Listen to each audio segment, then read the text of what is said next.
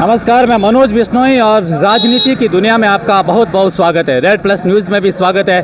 और पॉलिटिकल की दुनिया के भीतर आज मैंने कहूँगा कि कैलाश चौधरी की एक जनसभा को भी देखा और उसके भीतर एक प्रधानमंत्री यानी कि नरेंद्र मोदी, दुनिया की सबसे बड़ी पार्टी के सबसे बड़े लीडर नरेंद्र दामोदर दास मोदी आदर्श स्टेडियम बाड़मेर के भीतर पहुँचे। वहाँ उन्होंने सभा को संबोधित किया और सभा को संबोधित करते हुए उन्होंने सांगाराम जांगीड़ और उनके साथ में निर्मल दास और बलराम प्रजापत समेत मेजर मानविंदर सिंह को भी कांग्रेस की झोली को छुड़वाते हुए बीजेपी में आ डलवाए। लेकिन उसमें भी एक चीज़ और इंटरेस्टेड लगी कि क्या इन नेताओं का क्या करियर रहेगा और इन नेताओं का कितना मैं कहूँगा कि पैमाना रहेगा कि कितने परसेंटेज वो वोट बैंक को एक हिस्से से दूसरे हिस्से में है वो कन्वर्ट करा पाएंगे। लेकिन कमोबेश गुड़ामालानी की राजनीति तो एक ट्विस्ट वाली होती है, हमेशा चौंकाने वाले परिणाम तो देती है, लेकिन कभी इधर कभी उधर। लेकिन इस बार की राजनीति है वो पर्दे के पीछे वाली राजनीति है। राजनीति पर्दे के पीछे की कौन सी गोटी खेलेंगे कौन सी नहीं, गुड़ामालानी हमेशा ट्विस्ट वाला परिणाम देता है। पहले कर्नल सोनाराम को लेकर के देख लीजिएगा, हेमाराम चौधरी को लेकर देख लीजिएगा और लादूराम बिश्नोई को लेकर के देख लीजिएगा। लेकिन गुड़ामालानी की राजनीति हमेशा ही उस भविष्य के गर्भ में छिपी है जो समय से पहले कभी बतलाती नहीं है। हम आज गुड़ामालानी के बीचों बीच जो इलेजी की गली वाली ये मार्केट है और व्यापारियों के संग आज मुलाकात करवाएंगे और सुनेंगे उनकी ज़ुबानी में कि कौन जीत रहा है और कौन नहीं।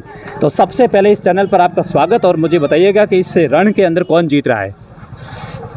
क्या लगता है? नहीं बोलेंगे आप? नहीं। ठीक है, आप बताइएगा कि क्या लगता है, उम्मीदवार बेनीवाल जीतेंगे या कैलाश चौधरी जीत रहे हैं या तीसरा जो फ्रंट फुट के ऊपर खेलने वाले शॉट सिक्सर लगाने वाले रविंद्र सिंह भाटी जीत रहे हैं? अब की बार तो माहौल रविंद्र सिंह भाटी का बहुत तगड़ा बना हुआ है। नरेंद्र मोदी की सभा थी, आज भारी भीड़ आई थी।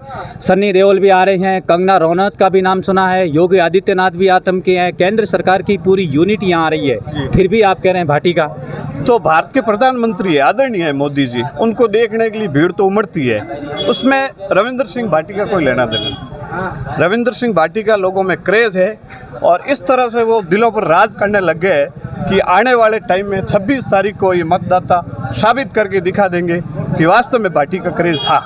क्या आपको लगता है कि भाटी का ये क्रेज़ है क्यों? प्रवासी दौरों पर भी ज़बरदस्त क्रेज़ है। मैंने गुड़ामालानी की 3 चरणों के अंदर भाटी के हर एक कैंपेनिंग को कवरेज किया। पहला जो चरण था वो पादरडी भाकरपुरा, दूसरा चरण था नगर से होते हुए और लोहारवा तक का, तीसरा जो चरण था वो पूरे गुड़ामालानी को क्लियर किया कबूली वाली साइड। लेकिन क्या मुझे बताएंगे कि ये क्रेज़ क्यों है ऐसा? भाटी अचानक कैसे ऐसे सुर्खियों में आ गए?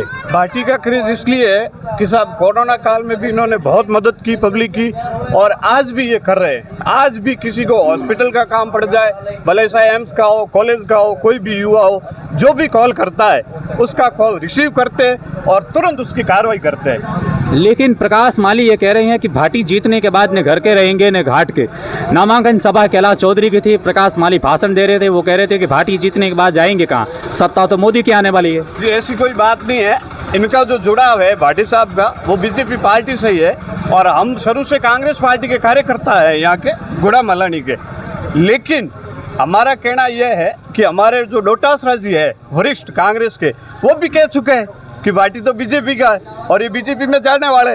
तो अब हम चाहते हैं भाटी यहाँ से जीते, दिल्ली जाए और वहाँ जाके केंद्र में मंत्री बने और मोदी जी इनको तवज्जो देंगे, इनका आदर सम्मान करेंगे और भाटी यहाँ से जीत के जाएंगे। क्या रविंदर भाटी जिंदाबाद, रविंदर भाटी जिंदाबाद, रविंदर भाटी जिंदाबाद। क्या कहते हैं गुड़ामालानी की व्यापार है कहीं समूची एक तरफा भाटी की तरफ है या इधर उधर? यहाँ 90-10 का माहौल है। गुड़ामालानी में 90% भाटी का माहौल बना हुआ है, 10% में 2 पार्टियां हैं, बीजेपी और कांग्रेस। बीजेपी और कांग्रेस। एक तरफा माहौल है भाटी का। पार्टी ने नुकसान किनका किया, कांग्रेस का किया बीजेपी का? दोनों पार्टी का किया। हम कांग्रेस सबसे ज्यादा नुकसान किनका है? दोनों पार्टी का, भाजपा का भी है और कांग्रेस का भी है। भाटी विकास करवा पाएंगे जीतने के बाद? बिल्कुल बिल्कुल नॉट कहते हैं कि 2 हेडपंप मिले हैं, 2 हेडपंप जी, एक कांग्रेस का और एक बीजेपी का। अब सनी देओल आ रहे हैं, खली आ रहे हैं उखाड़ने के लिए, लेकिन भाटी अकेला ही मजबूत है। क्या लगता है कौन जीत रहा है? रविंद्र सिंह भाटी जीते। ये इकाई पूरी इनके साथ में, भाटी के साथ में? जी बिल्कुल। आपने पिछली बार वोट किनको दिया था लोकसभा में, बीजेपी को या कांग्रेस को? देखो वो बात छोड़िए, लेकिन जो अब की बार जो वोट है वो रविंद्र सिंह भाटी को देंगे। रविंद्र सिंह भाटी ये इसलिए वोट दे रहे हैं कि ये हमारे बाड़मेर से ही नहीं, पूरे देश से नहीं बल्कि पूरे विश्व भर में एक नया संदेश जाएगा पूरी दुनिया के अंदर कि एक युवा लड़का एक सांसद की सीट पे जा सकता है। कि राजनीतिक पार्टियां क्या करती है कि कोई पुराने लोग उठा के ले आती है, जो भी है जमे लोगों को, लेकिन ऐसा नहीं है। जो शुरुआती एक कॉलेज स्टूडेंट होते हुए भी उसको एक राजनीति के नए दौर में, क्षेत्र बहुत बड़ा है, विकास करवाना बहुत मुश्किल काम है। वैसे बीजेपी को चुनौती दे रहे हैं, बीजेपी की सत्ता आएगी, बीजेपी विकास करने देगी क्या? जी बिल्कुल, देखिए ऐसा है, इधर आओ। विकास करने के लिए उसकी जो नेता की इच्छा शक्ति का होना बहुत आवश्यक है। जब नेताओं की इच्छा शक्ति नहीं होगी तो फिर विकास कैसे, चाहे वो सत्ता में हो या ना हो। कौन जीत रहा है? पार्टी कौन जीत रहा है? पार्टी जी आ रहे हैं श्योर, गुड़ामालानी से 100% ये मैं बता रहा हूँ, और ये गारंटी के साथ बता रहा हूँ। युवा नेता है और सब यही बोलते हैं युवाओं को आगे लाएं, युवा को आगे लाएं। युवा को आगे कैसे लाएंगे? अब एक पहल करेंगे तभी तो युवा आगे आ पाएंगे, नहीं तो कहाँ से आ पाएंगे? आप ही बोलिए। आप बताइए कौन जीत रहा है? बाड़मेर जैसलमेर और बालोतरा की जनता ने तय कर दिया है कि निर्दलीय प्रत्याशी रविंदर सिंह जी भाटी डंक की चोट जीतेंगे और विकास के लिए हर एक समय पथ पर रहेंगे। रविंदर सिंह जी भाटी आएंगे। कौन? रविंदर सिंह भाटी। व्यापारी वर्ग क्या कहता है? रविंदर सिंह भाटी। कांग्रेस बीजेपी से इतना मोह भंग क्यों हो गया है? ये युवा है। कैलाश चौधरी कहते हैं कि बाजरा उत्पादन कीजिएगा, रिसर्च सेंटर में भेजेंगे, वहाँ से चॉकलेट बनेगी, बिस्किट बनेंगे, खाएंगे आप। कैलाश जी ने 5 साल कुछ नहीं करवाया। एक बार आके से ये पत्थर रोप के गए, बाकी कोई काम नहीं करवाया है। अभी आगे रविंद्र सिंह भाटी। पत्थर तो मैंने वीडियो बनवाया था, बीजेपी के कोर कमेटी में गया, पत्थर तो वापस चिपका दिया गया है। काम नहीं हुआ ना, काम नहीं। 5 साल में काम नहीं हुआ ना।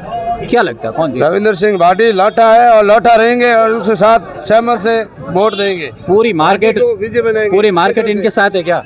बिल्कुल सही है। कौन जीत रहा है? रविंद्र सिंह भाटी जिंदाबाद। भाटी आज तो बाड़मेर में चर्चा चल रही थी भाटी की, मोदी की मीटिंग थी और भाटी जिंदाबाद नारा लग रहा था। कौन जीत? भाटी ओनली भाटी। वोटों का भी कह दूं, भाटी 5 लाख 6 लाख से जीते बाड़मेर का। सन्नी देओल आएंगे यहाँ, हेडपंप उखाड़ेंगे, पूरी तरीके से अपने रेलम पोल बनाएंगे। बदल तो नहीं जाएंगे आप? कोई नहीं बदलेगा। भाटी साहब ने कह दिया है। भाटी साहब प्रवासी दौरा कर रहे हैं और दिल्ली पूरी बाढ़ में आ चुकी है। मैं आपसे आखिरी सवाल करूंगा कि मेजर मानविंदर सिंह ने कल आज कांग्रेस को छोड़ करके बीजेपी का दामन थामा है, कुछ वोट बैंक पर असर पड़ेगा कि राजपूत साम्राज्य से आने वाले वोट है वो भाटी से छिटक जाएंगे, ऐसा लगेगा? ऐसी कोई बात नहीं है। लोग पहले से मन बना चुके हैं कि अब की बार रविंदर सिंह भाटी, अब कोई रैली करे, कोई रोड शो करे, उससे कोई फर्क नहीं पड़ता, सिर्फ और सिर्फ रविंदर सिंह भाटी। लोगों ने भाटी को दिल के अंदर जोड़ दिया है भाटी को, और भाटी जीतेगा, दिल्ली पहुंचाएंगे। आप आम लोगों से नहीं पूछ रहे हैं, सेठों से पूछ रहे हैं। नहीं, आपसे पूछेंगे कौन जीत रहे हैं। आप सेठों से पूछ रहे हैं। ठीक है, हाँ इधर आओ, कैमरामैन इधर आओ, इनसे कुछ चर्चा सवाल करते हैं कि और समझने की कोशिश करते हैं कौन जीत रहा है, कुछ बताएंगे आप? तो भाई हमारे लिए जो जीत जाए वो अच्छा। जो जीता भाई सिकंदर। हाँ, सबको आशीर्वाद है। आइडिया है कि कुछ आइडिया तो गायत्री मंदिर से पता रहे आप? हाँ, जो राष्ट्र हित में काम करेगा वही अच्छा है हमारे लिए। अच्छा, आपको क्या लगता है कौन जीत रहा है? पता नहीं सर, पता नहीं है, कोई आइडिया नहीं है।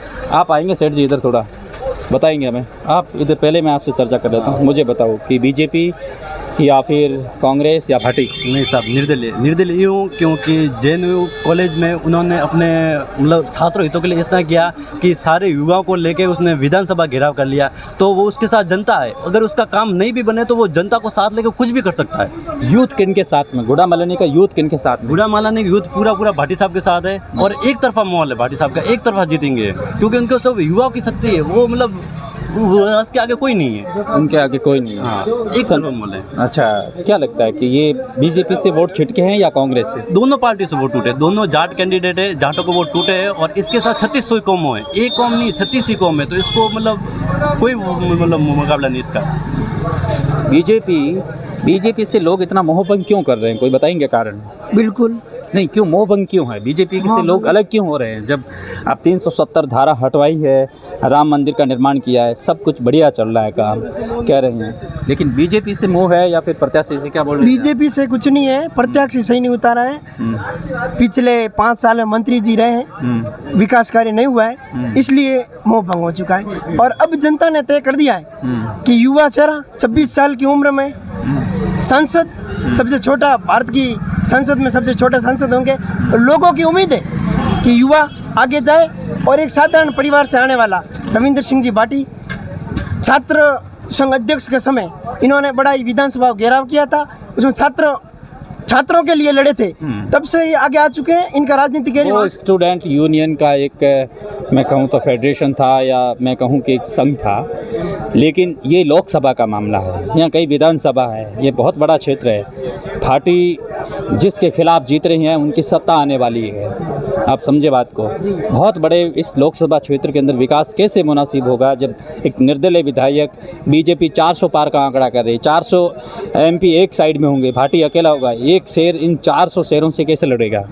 मैं आपको ये कहना चाहता हूँ कि भाटी साहब की विचारधारा भी राष्ट्रीय विचारधारा है, वो भी कैंडिडेट बीजेपी के ही हैं, कम नहीं है, वहाँ से प्रत्याशी घोषित नहीं हुए, अलग बात है, पर ये जीतेंगे और इन जनता का मोह बन चुका है कि जीतेंगे। कुछ और लोग भी हैं, इनसे भी चर्चा करते हैं। क्या लगता है सेठ जी, गुड़ा मलानी की इकाई क्या कहती है, कौन जीत रहा है? और जीत रहा है कौन? कैलाश जी चौधरी? भाटी साहब? भाटी साहब जीतेगा। भाटी जीती, भाटी हमकी तो भाटी को पिछली बार आपने बीजेपी या कांग्रेस को वोट दिया होगा? बीजेपी वोट दियो। बीजेपी। लेकिन बीजेपी से लोग इतने मोहभंग क्यों हो रहे हैं, मुझे समझ में नहीं आ रहा, जब 2 टर्म से यहाँ जीत चुके हैं। दोनों जाट खड़े हुए उनका शब्द बीच कोई बात नहीं है, दोनों जाट कोई बीजी जाति रो वोट तो भाटी वोट दी हमरो। यानी कि कुल मिलाकर के बीजेपी या कांग्रेस किन्हीं दोनों में से एक को राजपूत को टिकट देनी चाहिए, मान रहे हैं आप इस बात को? इसको बात तो मानो कि राजपूत वो बनाए, कोई जाति रो, जाटों दोनों ने टिकट दी, वो मन को ओस दो रही है, कहीं 2 जाट है, वो मतलब मेघवाल सो तो, राजपूत सो तो, पुरोहित सो तो, विष्णु सो तो, एक जाट में सही तो एक बीजी जात रो सही तो, मतलब कांग्रेस में वंचन था वो तो वोट आता, नहीं तो मैं भाटिया वोट देवा रही, बीजू करा वोट दिया।